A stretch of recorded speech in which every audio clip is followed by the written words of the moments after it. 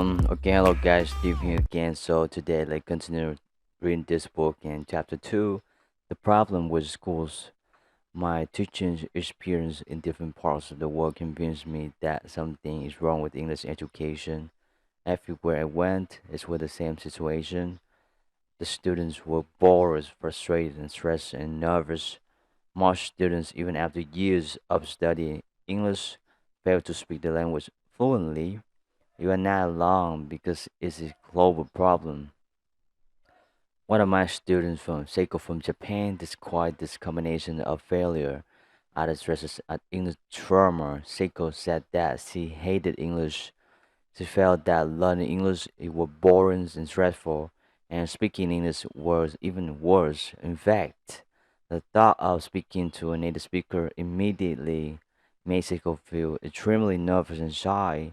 Seiko felt she had developed a psychological problem with English and had named it English trauma. A trauma is deep wound or injury. How's that? I thought to myself that so many people now think of English as a kind of injury or mental disease. Throughout my teaching career, I have many students who had similar feelings about English. I discovered that Seiko was not alone, rather, English trauma is a global epidemic. To most people, feels they must learn language to speak. Few seem to enjoy it. Most who learn the language struggle with the same feelings of nervousness and frustration that Seiko had. As I encountered with this problem more and more, I began to look for another root causes. I realized that before I found a solution, I needed to understand the problem. Just as a doctor must must first diagnose a disease before treating it. Think about that. What is the cause of this misery and failure? Why do so many people fail to speak English effortlessly despite years of study? What's wrong with English education? The first and most obvious problem I found with schools was the way what they teach English. Most schools everywhere in the world use grammar translation methods. As the name implies, the focus of this method is on grammar analysis and the memorizations of translated vocabulary. This method breaks English into an endless series of grammar formulas to memorize. Of course, each grammar formula has exceptions and they must be memorized too. School like the grammar translation methods because it appears to be serious, academic, and complex. The grammar translation methods fits the way school teach more subjects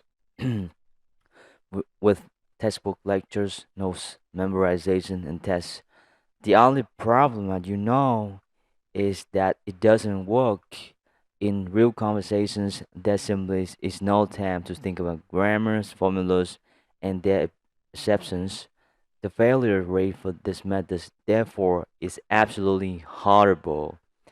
Despite the failure of most students to speak English fluently, schools continue to use this method. This is an epic failure of our education system.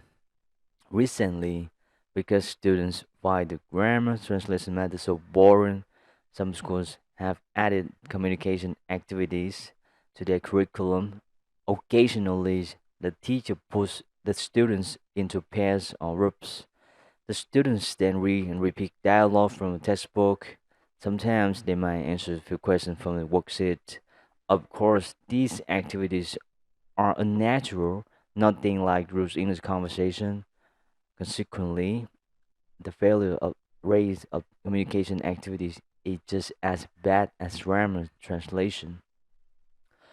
Obviously, the English teaching methods used in schools do not work. That's what easy to see. I knew it, the students knew it, and many teachers know it too, though few will admit it. However, as I continued to investigate the problem with schools, I found even deeper problems in the education system. These problems are less obvious, but many ways far more damaging to the students. I call these problems the hidden curriculum because they are the hidden lessons taught by schools. The hidden curriculum, most schools everywhere in the world share similar hidden curriculum. One element of this curriculum is a student passivity. In schools, students are trained to be passive, not active. They sit in chairs, in rows. When they are young, they are told to be quiet and obey the teacher. At the teacher lectures, the students take notes. Later, they are told to memorize these notes in preparation for tests. The message is clear. Learning is a passive activity. You listen to the teacher, you take notes, you memorize the notes. The problem is that speaking English is not a passive activity. You must connect with other people, you must constantly ask and answer questions, you must communicate ideas, emotions, and descriptions. You must be ready for unexpected. You must be spontaneous. You must actively interact. English is not something you passively study, it is something you do. Related to the problem of activities, the issue of energy. Sitting for a long time is a low energy activity. The longer you sit, the more your energy drops. As your energy drops, so the concentration. What is worse, we know that some learners need physical movement in order to learn effectively. These people are called kinesthetic learner. The truth is we are all kinesthetic learners to some degree because we all benefit from physical movement. The school stick us in chairs and drains our energies. Eventually, an inactive body leads to an inactive mind. The one right answer mentality. One of the greatest flaws of school education is the idea of one right answer. One right answer is the powerful part of the hidden curriculum. It is the result used in textbook and tests. In school, you are frequently taught there is one and only one correct answer to the question or problem. For example, you may be asked to choose the correct verb tense on tests, or maybe or maybe taught proper English readings, and the hidden message is that the teacher's way is always right. Real life and real English is not this way. For example, sometimes I would tell the story using the present tense, even though the events happened in the past.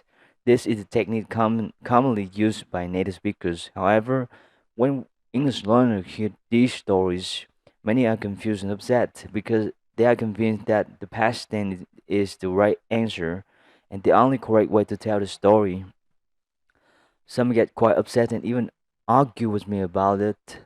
These students are so convinced that there is only one right answer that they will argue with the native speakers. These students have been trained to believe that there is only one correct way to say things in English. The truth is, there are always many ways to say the same thing. We can change verb tenses in order to change the feeling of the story. We can use different vocabularies and different phrases. We even break grammar rules all the time. Why one right answers, thinking limits and confuse English learners. Effective communication requires a flexibility, while the one right answer mentality trains students to be rich and imaginative. Connected to this problem is another dangerous part of the hidden curriculum, fear of mistakes. This is one of the most negative and traumatizing messages taught in schools. How is the fear of mistakes taught to tests and corrections in nearly every corner all over the world? Teachers regularly give quizzes and tests. The teacher asks questions and the students must provide the one right answer. Of course, the one right answer is always the teacher's answer. What happens if the student provides a different answer? They are punished with a lower score. Students are smart. They quickly understand that in school, mistakes are bad and must be avoided. They also understand the truth is unimportant, and the best way to see is to simply give the answer to the teacher once. Even worse is when a student already feeling nervous tries to speak English with the whole class listening. They are just learning, so of course they will make mistakes. When the teacher corrects these mistakes, the student is embarrassed and becomes even more nervous. Eventually, most students try to avoid speaking English because the situation is so painful. By punishing and correcting mistakes, schools punish risk taking. Little by little, they train students to avoid risk and avoid doing anything they can do perfectly. Yet, there is no profession with English learning. When English speaking, even native speakers make mistakes. We make grammar mistakes. We mispronounce words. We forget vocabulary words. It doesn't matter because we are focused on communicating, not on tests and grades. Of course, the fear of mistakes go far beyond English class. After years of school, most people learn to avoid risk in most parts of their life. A school trains them to be passive, rigid, timid, and obedient. This not only hurts your English speaking, it also harms your career and limits your success in all areas of life. Fortune favors the bold.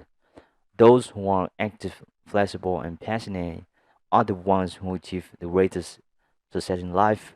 The passive and obedient rarely live their dreams. You will make many mistakes and you improve your English speaking. There is no need to be upset by this. The truth is, most native speakers don't care. They don't care if you make grammar mistakes. They just want to communication with you. They want to share thoughts, ideas, and feelings. They want to communicate with you as a human being, not as an English student. To communicate effectively, you must forget the idea of profession and learn to be flexible. The dirty secrets of English teaching. If the hidden curriculum is so bad, why do schools and teachers continue to follow this? The truth about our education system is that the curriculum exists to benefit the schools, not the students. Teachers use these methods because they are easier for the teacher, not because they are good for the student. The hidden curriculum creates passive students. It creates obedient students. Passive and obedient students are easier to control, making life easier for the teachers and school administrators. Textbooks, for example, make the teacher's job much easier. By using a textbook, the teacher doesn't have to plan new lessons for every class. Planning lessons is hard work, and a textbook makes it much easier. The teacher can simply follow the textbook in a minimum effort. Many teachers and little modern textbook readers every day they read the textbook to their students slavishly following the lesson. In my opinions, they can barely be called teachers at all. Perhaps we should call them textbook readers instead. Another benefit of textbooks for the schools is that they standardize learnings by using the textbook. The school ensure that every English class is learning exactly the same thing. The school officials like this because it makes testing and ranking the students easier. The schools, unlike the factories, the bosses want everything to be the same. The same is true for testing grades. These provide little to no benefit to English learners. In fact, as we learn as we have discussed, tests and race increase stresses and create a fear of making mistakes. Tests and race are a primary cause of English trauma. On the other hand, tests and grades are powerful tool to control for the teachers. When students feel bad grades, they obey the teacher more. They learn that the teacher is always right. Because if they don't agree with the teacher's answer, they are punished with a lower score. Grades means ranking students. More teachers and administrators are focused on ranking students rather than helping all succeed. In many schools, the official policies is that a certain percentage of students in every class must be get poor raise, and a certain percentage must be, get medium level raise, and only a small percentage can be given the excellent raise. In other words, the system is designed to create failure for a large number of students. While I'm working at university in Thailand, I was told directly by my boss that too many of my students has a high score. My boss insisted that I fail more students in my class. I was shocked and angry. I quit the job rather than a purposely fair dedication student. Sadly, this mentality of design for failure is present in most schools everywhere in the world. Schools benefit from rankings and controlling students. The grammar translation methods also benefits with the teacher but not the student. By teaching grammar rules, the teacher can simply lecture from textbook. Because linguistics is a complicated subject, the teacher appears knowledgeable and thus establishes a position of super, superiority over the students. Even if the teacher is not a native speaker with terrible English ability, he or she can pretend to be an expert by teaching complex grammar from the book. The shocking truth is that not many non-native English teachers, in fact, speak English very poorly. By focusing on grammar, they disguised their inability to speak well. What about communication activities? Surely they are designed to help students. Actually, they are not. These activities we discussed previously are unnatural. They are nothing like real conversation and thus do not prepare students to have real conversation. However, communication activities is are great for the teachers, and the teacher puts the students into pairs or groups and asks them to follow the textbook activities. Often, the students simply read and reading dialogue from the book or answers pre-question pre-written question from the book. The advantage for the teacher is that once an activity is started, the teacher can rest and do nothing while the students go through the textbook activity. The teacher relies, and it is secret among English teachers that communication activities are a great way to waste time and avoid work. One particularly hard version of the communication activities is the use of movies. Used correctly, movies can be a powerful English learning tool.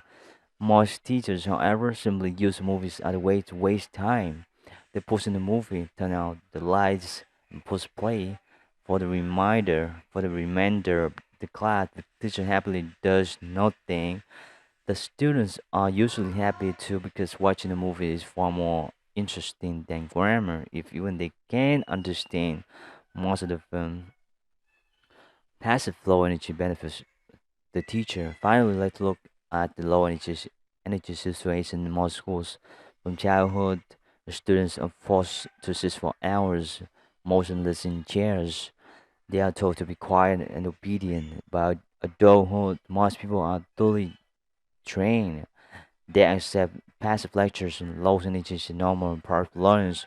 Why would schools and teachers want low energies? Because again, mm, low energy students are easier to manage. A teacher must work much harder with curious, energetic students. Sadly, most teachers prefer the easy way.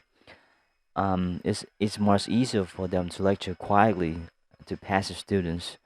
The truth is that many teachers are tired and stressed because of this. They constantly look for ways to make their own job easier. The first concern is not students. They are not obsessively focused on getting better results for the learners. Rather, they just want to get through the work day as easily as possible. There are many reasons for this situation, but the end result is for the students is boredom, frustration, and poor results. This is earthly truth of education. This is the reason you cannot speak English well despite years of study. This is the reason you find English to be stressful, difficult, and boring. This is the core of English trauma. This is the source of the problem. Happily, there is a solution. The internet has made independent learning easier for all, no matter where you live or what you do. It is possible to master spoken English without schools.